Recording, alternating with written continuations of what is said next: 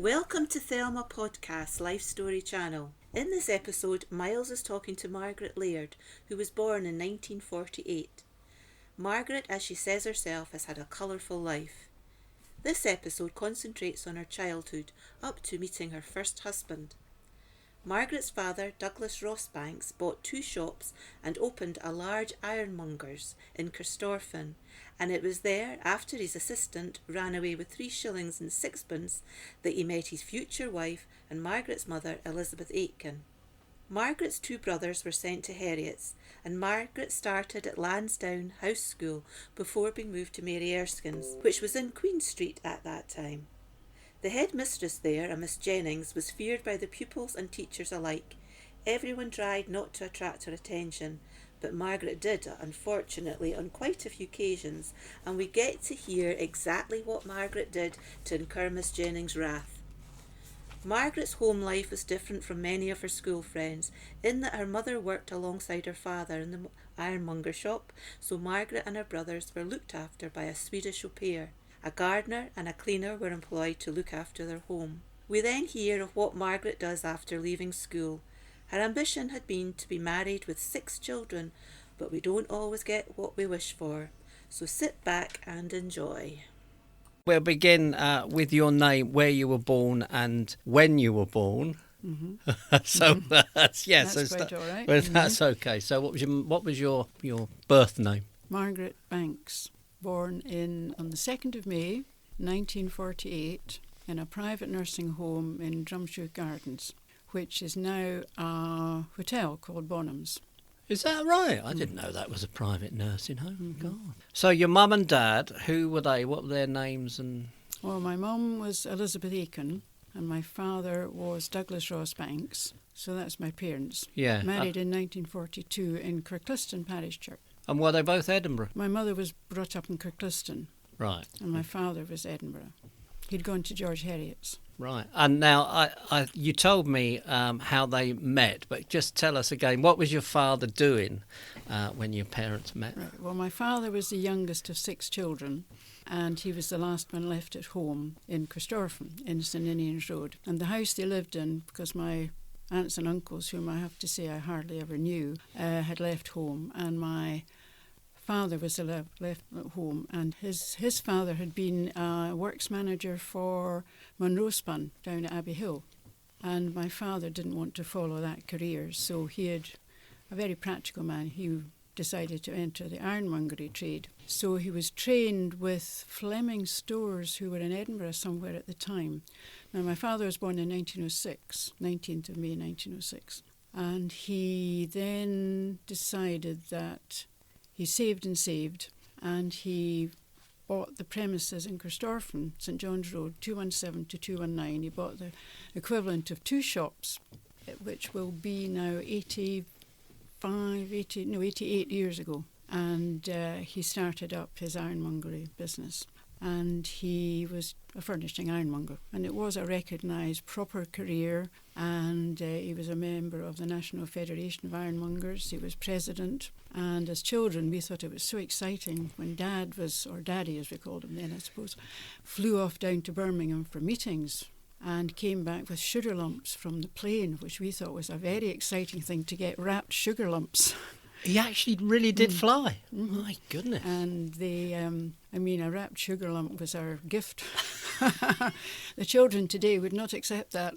And he went down for conferences, and there was big balls, and it was a big proper. Yeah. I have photographs from his retirement from the Hardware Trade Journal of that. And Dad started the business, and he was doing quite well. He had an assistant, and the story of how he met my mother, who was 13 to 14 years younger than him, was that one week he made the most wonderful profit of 3 and 6, which in today's money would be, I'm not sure, 3 and 6.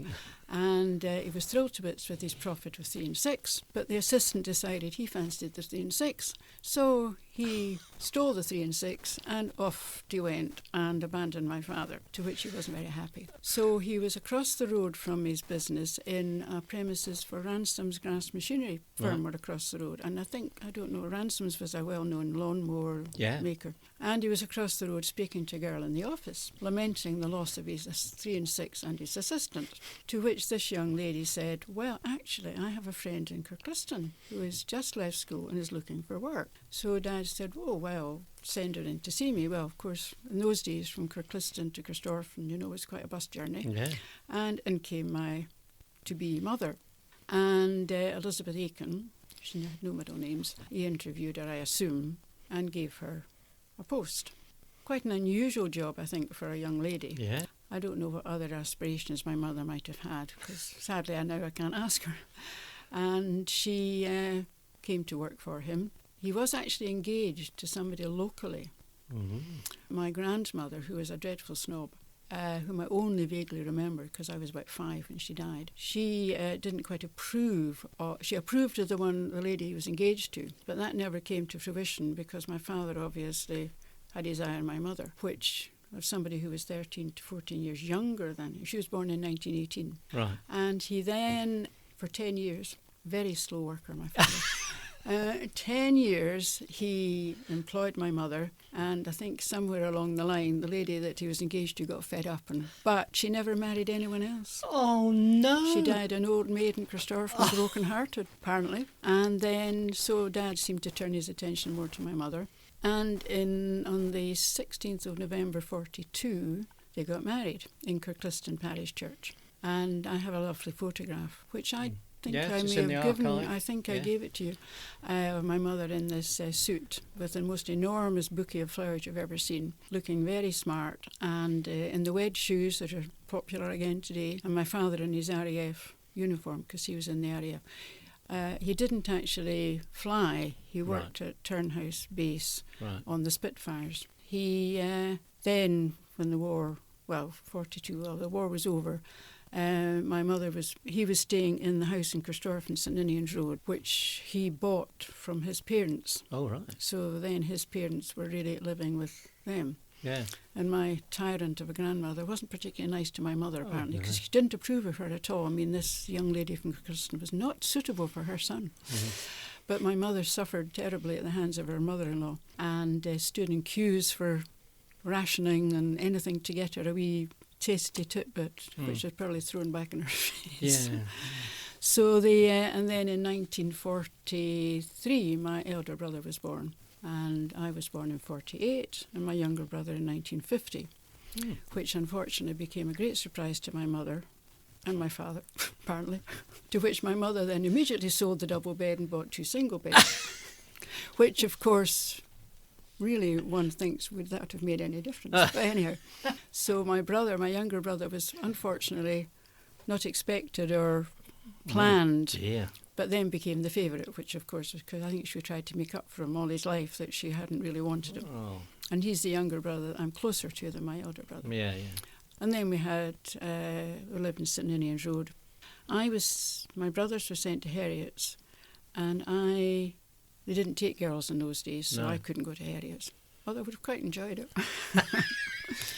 But I was sent to Lansdowne High School, which was at Coatbridge Avenue, which no longer exists. I think it was taken over by St George's, the private school there. Yeah. But my parents weren't happy with the education at Lansdowne. Right. They didn't think I was well educated for the fees. So I sat a test for Mary Erskines School, equivalent of primary 6. Right, okay.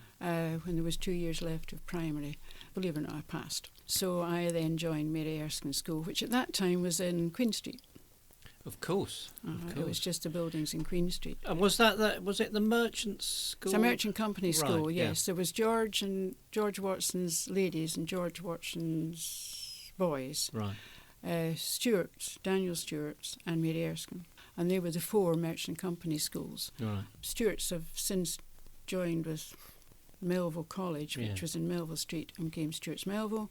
Mary Erskine stayed a standalone, except that they admitted boys later.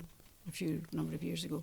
And it continued to be in Queen Street until, actually, I was the last year. When I left in 66, it would be, we were the last year of Queen Street. Wow. The school, the new school as we call it, 50 years ago, moved to Ravelston. But we were never pupils in the new school. Oh, right. We were taken to view it and go round it. And I did go to a reunion a few years ago. Yeah. But it never felt like our school because we were in this old building, which had no playground, no outside space. And you had what they called a roof garden, which was a great big concrete, looked like a prison yard with a big fence right round it. And we were on the top of the building. And that was our outside space till fourth year senior, when we were allowed to go into the well, which was an outside space on the ground floor, even more like a prison yard. But you weren't allowed out the building. Right. You weren't allowed to have packed lunches or anything. You had to have the school dinners, whether you wanted them or not. And of course, the fees when I left were £33 a term, which was a lot of money in those days. And school dinners worth £3. Was either a term or a year. Considering that you weren't allowed anything else but school dinners, it seemed totally ridiculous to all of us that we were issued with a ticket for your school dinner. It used to be like raffle tickets, and each day of the week you put one in a tin as the dinner ladies stood at the front of the queue. It seemed ridiculous, but anyhow. And then they changed it. I can't remember what year I was in. They changed it to a dinner pass. Oh, okay. So you had a pass for the term. Yeah. So, but this pass had to be in an envelope with your name, your class, your registration class on the front and kept in your registration desk. To be taken out, shown to the dinner lady, put back in its envelope in your... But one day, unfortunately, me being me, you put it in your top blouse pocket. What else did you do with it when you were having your meal? So this term was a bright pink one. Had to be bright pink, didn't it? Yeah. And I went home and my dinner pass was in my top blouse pocket of my white blouse, which went in the washing machine. And then the next day, when I was going to school, I said to my mother, by this time, bearing in mind I was about 16 years old, I said, my dinner pass, where's my dinner pass? Well, it was in the pocket in shreds. Mum said, oh, for goodness sake, we pay fees, we've paid for your dinner, you'll get another one. That didn't quite happen. Because I said, you need to write a note, Mum. I cannot go back to school. You do realise I can never go back to school. Miss Jennings will never accept this. And it was the second day of term, which was a bit unfortunate. Yeah. So there I was with my bits of dinner pass in an envelope with a note from my mother.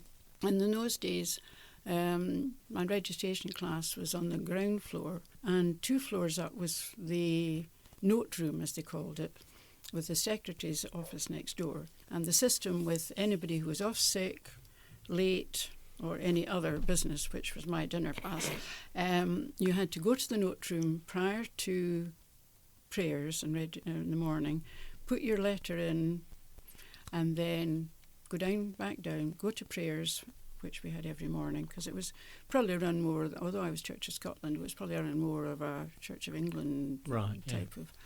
After prayers, if you had to see about your being late or anything like that, you had to go back up to the note room and stand round the wall, while Miss Jennings, the headmistress, sat at the table with her big gown on and her hook nose and sitting there and called you forward with the letters.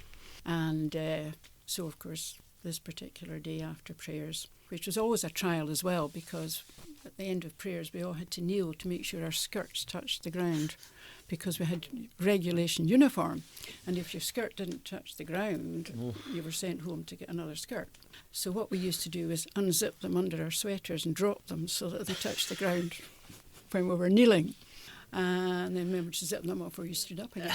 And then so trotted up to the note room, stood in line round the wall, and there's Miss Jennings calling forward the people with the letters. And she was an appalling woman. She would look at the child, and she always called everyone child, beside her, and this child.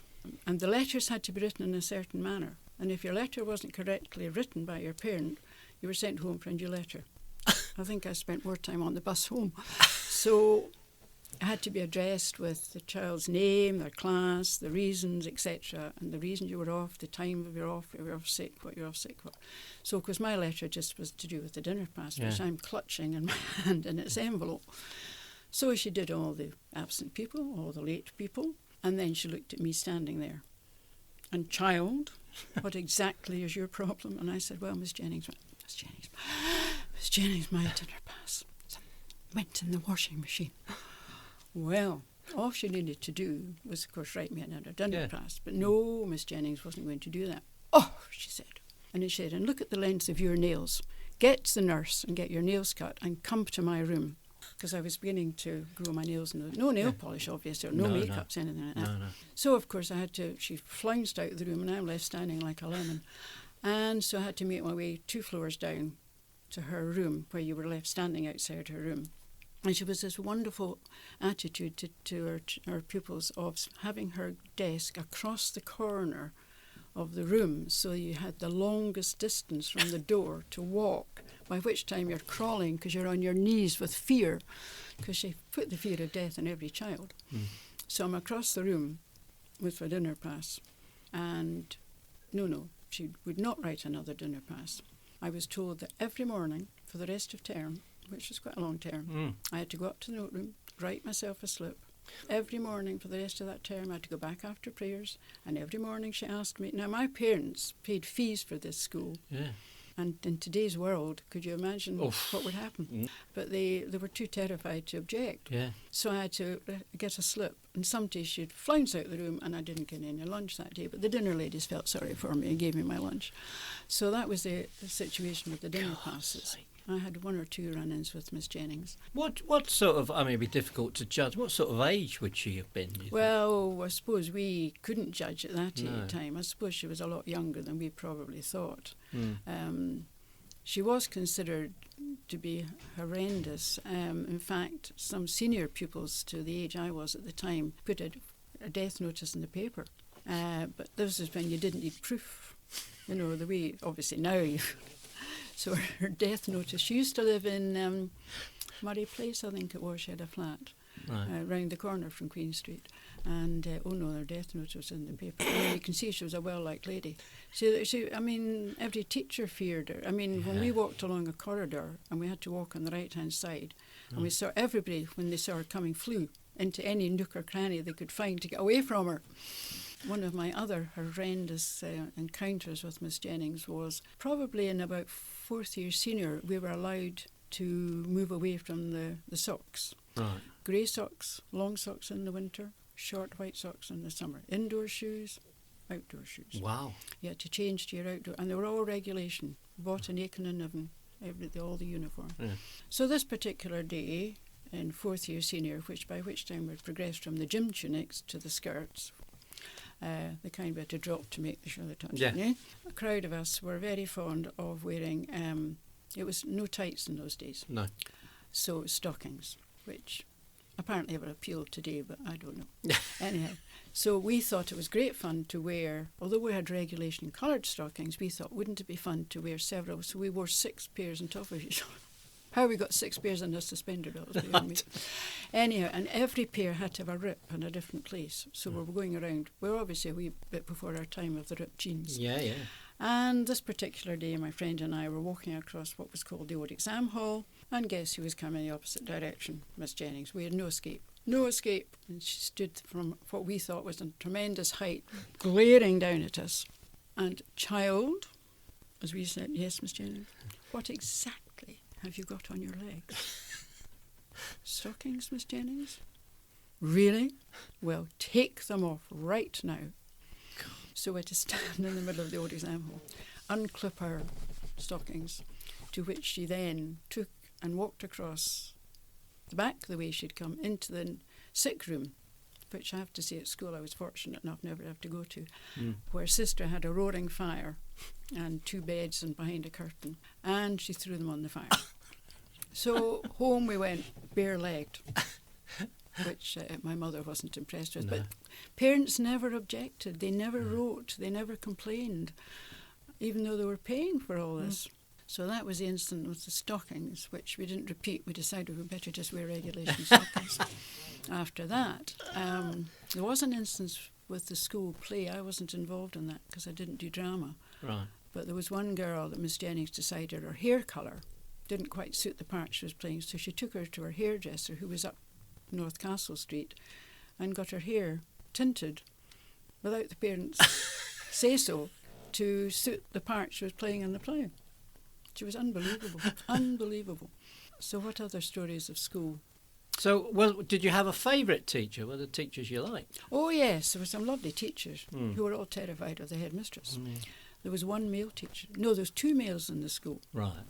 One was a janitor who went around in a bow tie and tails and, a dress coat. And then there was one male teacher arrived. I have to say he taught biology. We always thought that a bit suspicious. Whoa. Yeah. Really? Right, okay. But he was quite nice. But all the other teachers were female. Oh, yes, we had some nice teachers. In primary, you just had the one teacher, as they do in primary schools today. But the secondary, you did have your registration classroom, and you went to different classrooms for your... But it was all in the one building. Right. Science, French. We didn't get choices. There wasn't an 11 plus. You just progressed up to first year senior, and you were just given the subjects that they taught. Geography, the usual geography, history, arithmetic, mathematics, science. There was no choices. Did you not do Latin or anything like that? Well, you see, there was a system in Mary Erskines which was a very unfair system. There was the top, middle and bottom class of each year in senior school.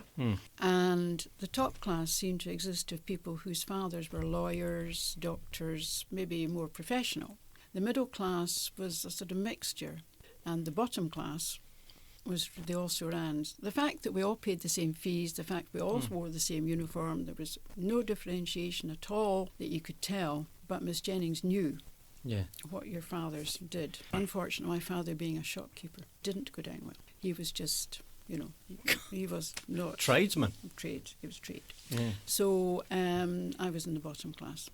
Maybe I was stupid as well, I don't know. But anyhow, I was in the middle class to start with, and then I was moved down. I don't quite know why I was moved down. And the other thing Miss Jennings used to do, if she wasn't happy with your schoolwork and decided that your parents should have a letter home about any behaviour or etc., she would send the letters to the fathers.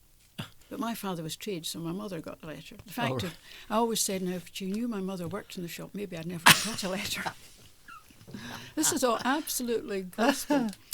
So that was that instance. What else happened at school? I joined the Douglas and Fowles private library in Castle Street. Right. Which was a bookshop come private library. Oh, right. Just nearly over Castle Street on the left-hand side before you reached Princess Street. Right, okay. And I joined there because I was always keen on reading. Yeah. Unfortunately, one day when I was in there, Miss Jennings, who was also a member of that library, came in and saw me in Mary Erskine uniform. Wasn't wearing it quite correctly, unfortunately. Oh dear. No, I had my scarf on, which was not allowed with a blazer. You could only wear your scarf if you had your trench coat or your heavy overcoat on. So I was committing this sin that I had a scarf on with a blazer. I also had no beret on. Oh. Although she couldn't really see the berries in those days because we wore that horrendous back-combed hair like Dusty Springfield, and we pinned our berries with Kirby grips to the very back of her head so it could hardly be seen, and the badge just peeking up. But unfortunately my beret wasn't on at all. Right. So there I am standing in the middle of Douglasfield Library getting this total problem from the headmistress talking to, right, child, my room tomorrow morning. Yes, Miss Jane.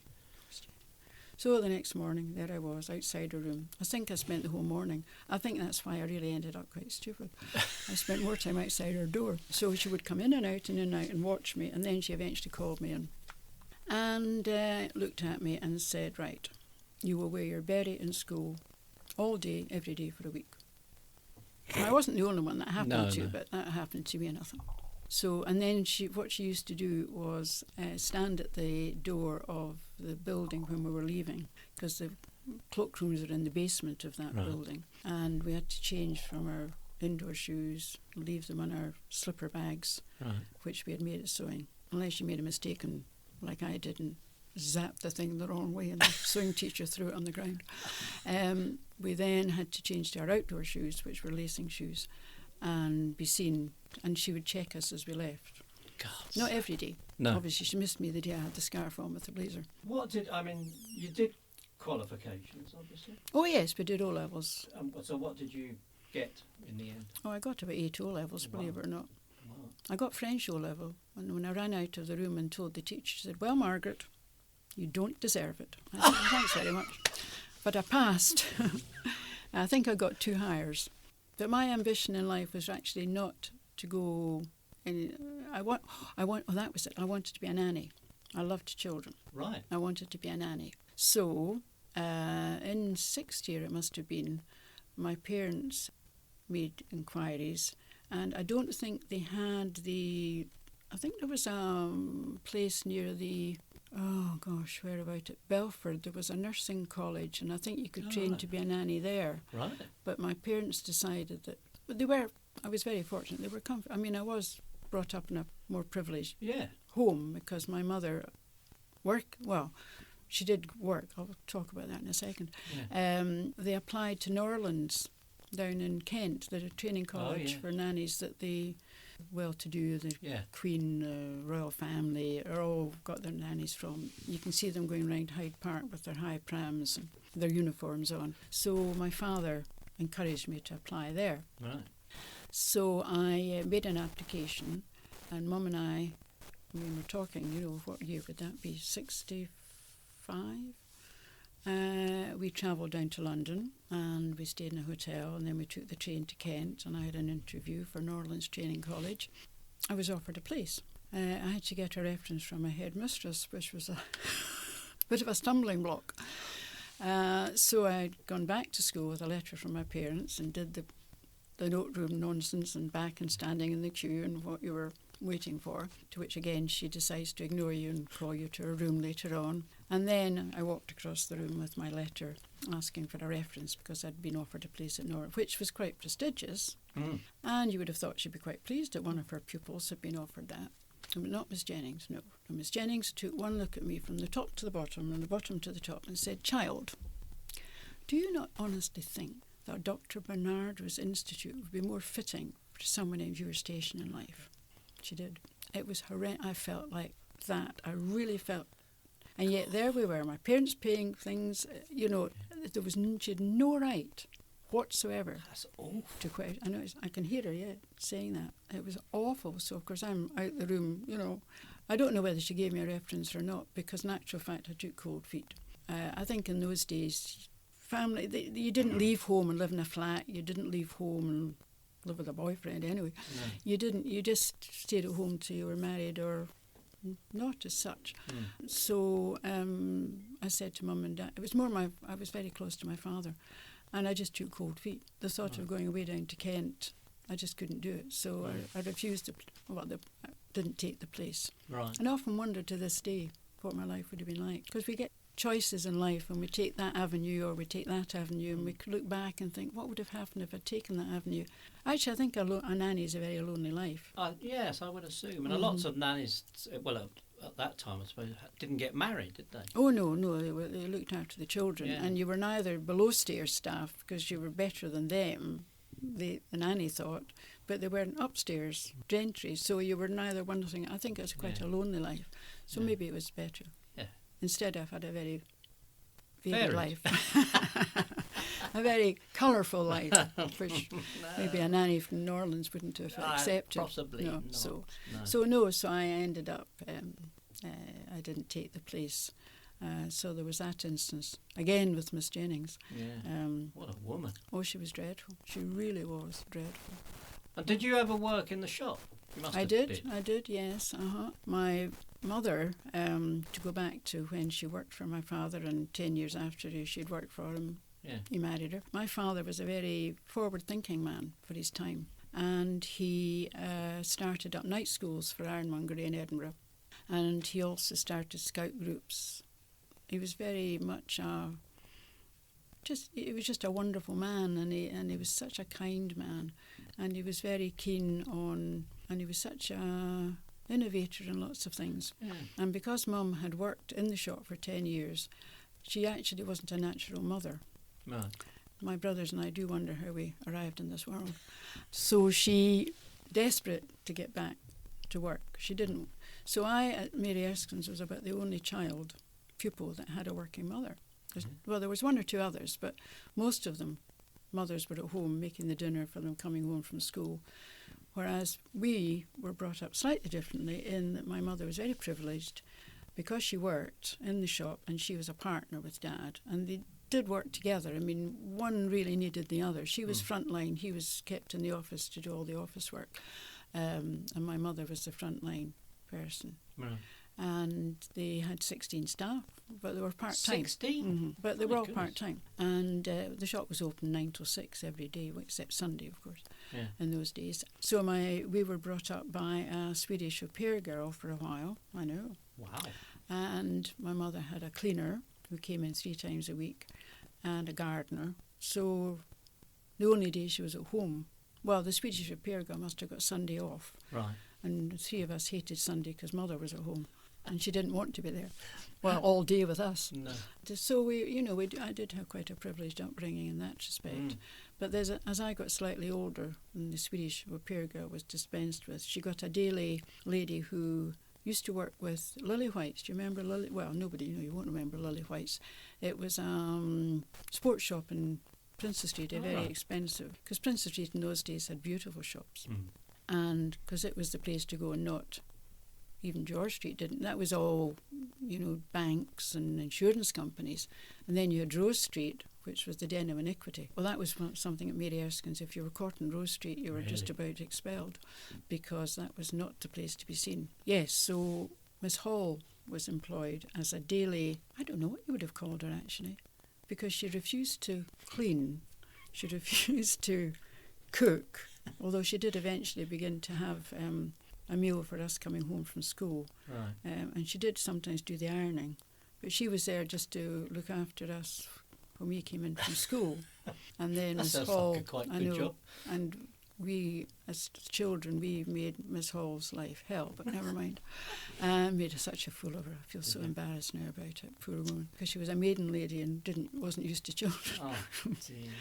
So after and then when I became about 15, my mother decided that I could take over from Miss Hall as far as being at home after school. So after school, when a lot of my friends would leave Queen Street, walk up over the hill and go into the Pied Piper, a coffee shop, when we became about 15, 16. I wasn't allowed to do that by my parents, or by my mother. I had to go home and make the dinner for them coming home from work. And it didn't actually do me any harm, because I learnt to cook in a younger age than a lot of my friends did. And I had 2 brothers who thought their sister was just there to run after them, wash their rugby stuff and their cricket stuff and things like that. So it stood me in good stead to be a housewife, I suppose. And my ambition at that time then was to be married and have 6 children. I've failed on all counts, but never mind. Married 3 times, divorced 3 times, and 2 children. But no, I had a colourful life like that. Yeah. And we moved house to a lovely home in Corstorphine, an individual house that my father had his eye on for years, which he bought for a princely sum of £5,000 when I was about 1965. It would be, I think he bought that. Right. It sold recently for about 500 and something thousand pounds. Yeah. So he sounded a very good businessman, your father. Oh, he was a very good businessman, yes, he was. But having said that, he was such a soft touch that he would buy... In those days, the business was run with... commercial travellers came round with their suitcases to show their catalogues and show their samples. Yeah. Now, during this time, he just had a small department for China and electrical, and then above the shop, the 2 premises of 217, 219, was flat roofed. So he had an upstairs built, because the shops further along, there would seem to be flats above them. Oh, right. But it stopped Right. where Dad's shop was. So he got the local builders, Murdoch, because they were all local tradesmen those days. He was the founder member of Corstorphine Rotary Club, and I have nice photographs of him in that position.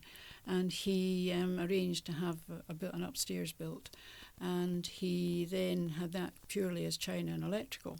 Wow. And then next door, oh no, there must have been a premises above the butcher's next door, Hall the Butcher from Broxburn, Hall's the Butcher. They had their shop, became Brecon Brothers after that.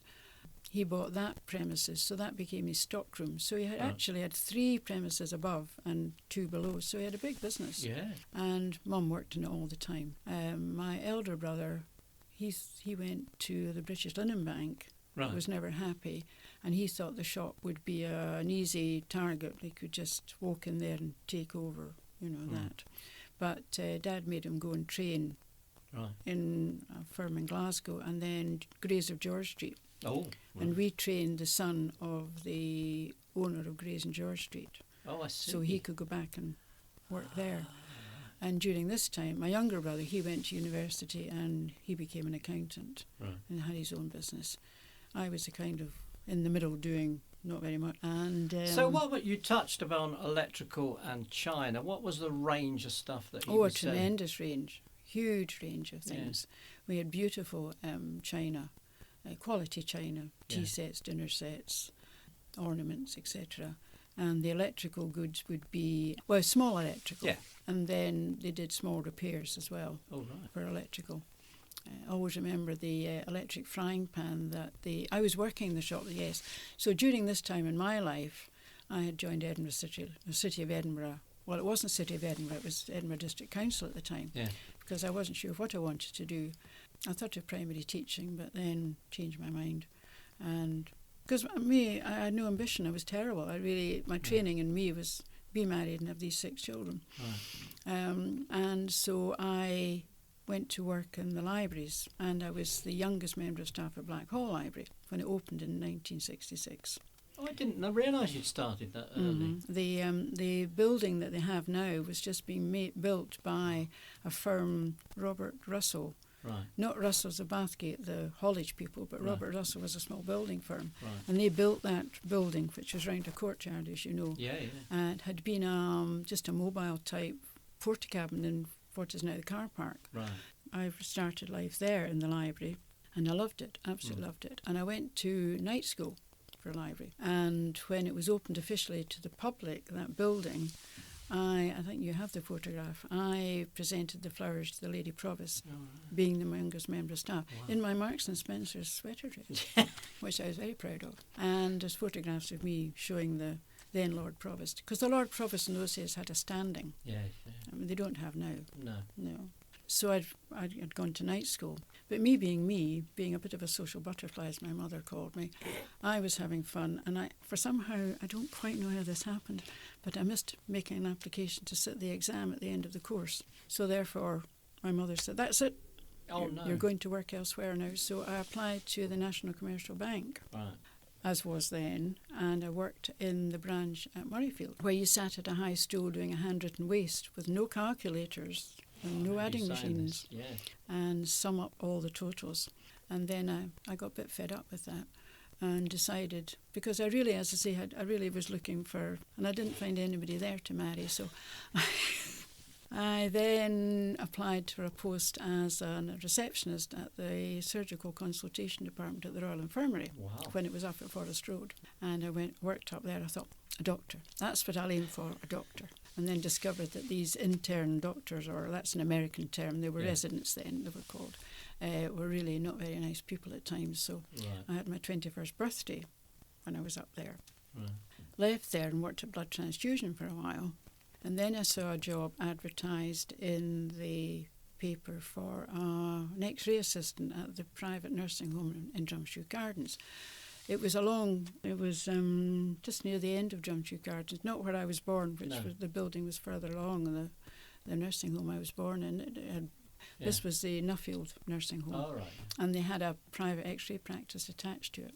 That's where I had my tonsils out, at great cost to my parents. So during that time, I met my then first husband, because I went to a dance to do with the young farmers. Don't quite understand. I had nothing to do with farming, but because my father was in Rotary and there was lots of farmers, well, a dairy farmer and an arable farmer, one of each profession in those days was the Rotary Club. Oh, right. And they were only allowed one from each profession. Oh, I didn't know that. No. I went to a dance at King's Buildings the Christmas of 1969 and met my then first husband. My mum said, well, if you go... She wasn't very happy about it because he was actually married but separated, because that didn't go down well as somebody... Now, the world is... Yes, it's changed. You see, I think it's not a long time because I'm still alive, but it is a long time, really, I suppose, 50 years or something.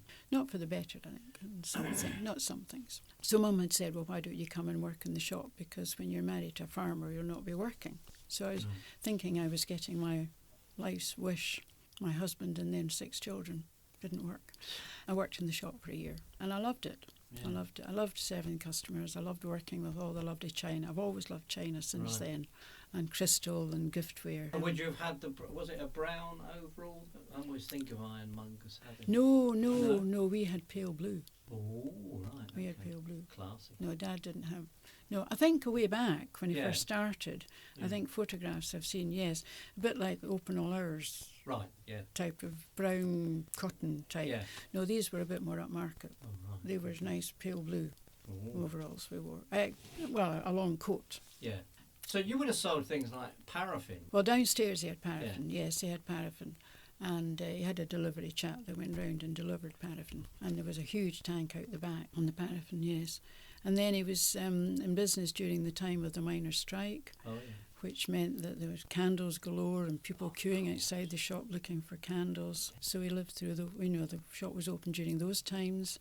Christmas time with Christmas lights, he was always getting phone calls because their Christmas lights had gone off on Christmas Day, so Dad would go down and open the shop specially to give them. He would go down and make sure they weren't disappointed. Goodness. He was always kind like that. God. And would you have sold like nails by the pound and all that? Oh yes, there was an area between the front shop and the paraffin store at the back where the stairs went up to his office. He had a secretary in her office and Dad's office was next door. And then because he had the extension above built, there was a corridor through, and then he had the main staircase going from the shop up to the upstairs, so it went up, along and up. And halfway house, there was the door through to his office, and then the back stairs going back down. And between the area that the paraffin was stored, a big tub of that, what's that, sulfur, white sulfate stuff that people would put to kill weeds. Yes. I can't remember what was the name of it. And then there was a little cubby hole. Right. And that was where all the little drawers and the nails were. And you used to weigh them out. Yeah. And stock taking was some job, because everything had to be counted. Of course. Stock taking. And but that was what they called that the tea room, because there was 2 chairs in there and the kettle was there. A bit like Balerno Library nowadays with their wee cubby hole. And so that was no sophistication there. No. But he had a very loyal staff who worked for him.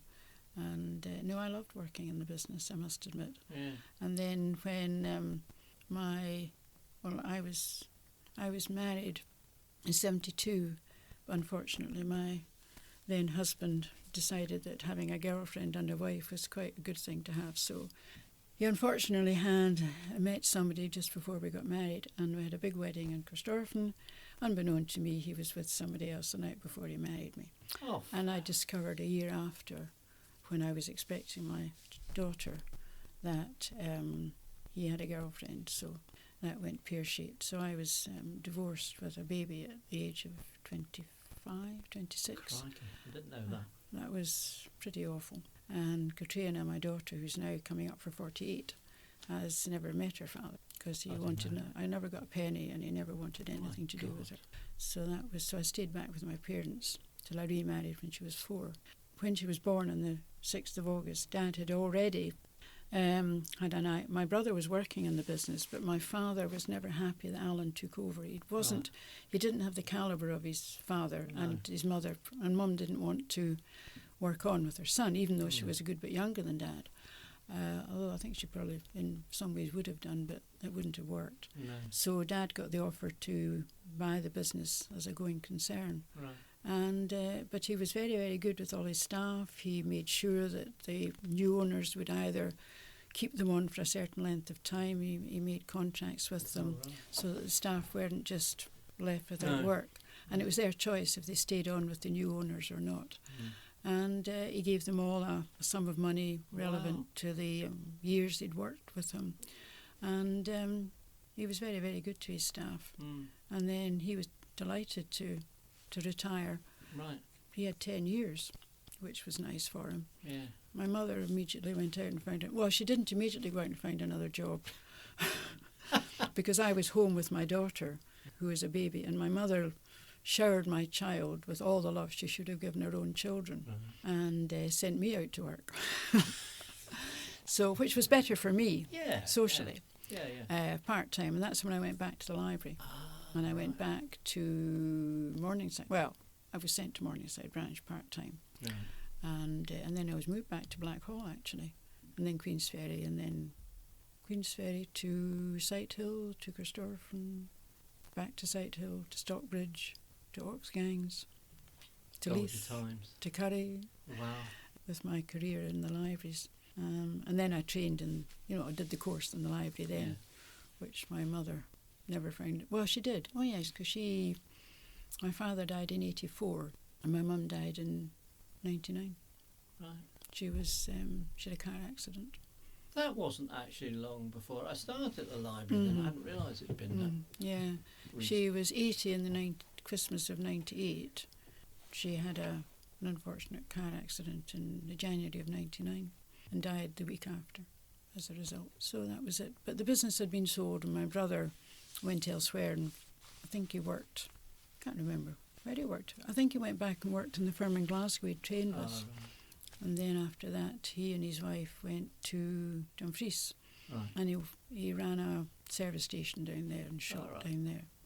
Did your father never miss the ironmongery, or did he? I don't think he did. No, I think he was involved in so much else. He was a bowler. He bowled in the local bowling club.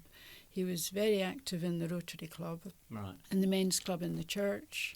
He was an elder in the kirk, and he was and he loved his garden. We had a big garden in the house that we moved to in Hillview Terrace, and he loved his garden. He was the most amazing man. He was very contented and very happy. I don't think he really did. My mother missed it terribly. Yeah. But Dad didn't really. I think he'd been longer in it, and I think he was ready to retire. Yeah. Because what age would he be? If he retired Katrina was born, he retired in 73, so I don't know what age would he be. If he born in 1906.